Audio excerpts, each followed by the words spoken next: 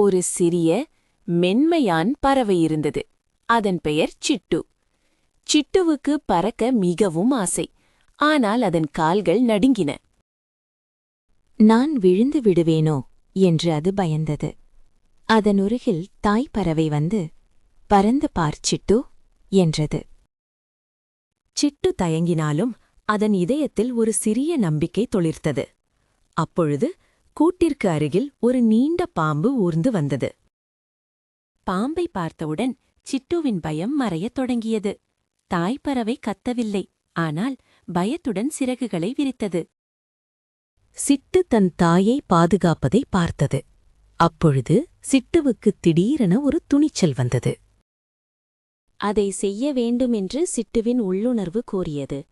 பாம்பு சிட்டுவின் அலறலால் ஒரு கணம் திடுக்கிட்டது.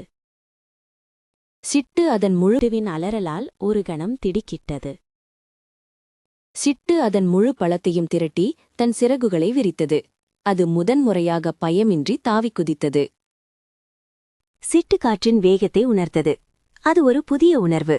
பாம்பு குழப்பமடைந்து பறந்துவிட்டதா என்று பார்த்தது. சிட்டுவின் சிறிய சிறகுகள் வலிமை பெற்றன.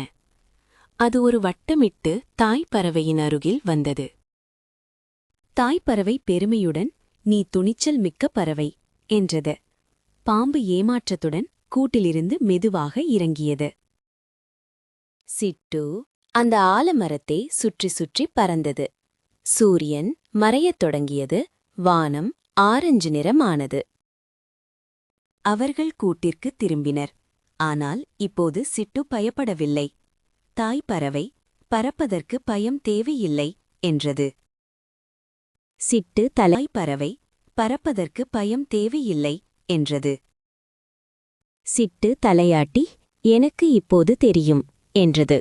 அன்று முதல் சிட்டு ஒரு துணிவுள்ள பறவையானது. அது காலை எழுந்தவுடன் பயமின்றி பறந்து செல்லும்.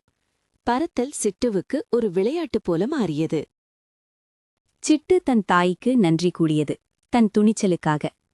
துணிவுள்ள பறவை சிட்டு தன் சிறகுகளை விரித்து பறந்தது.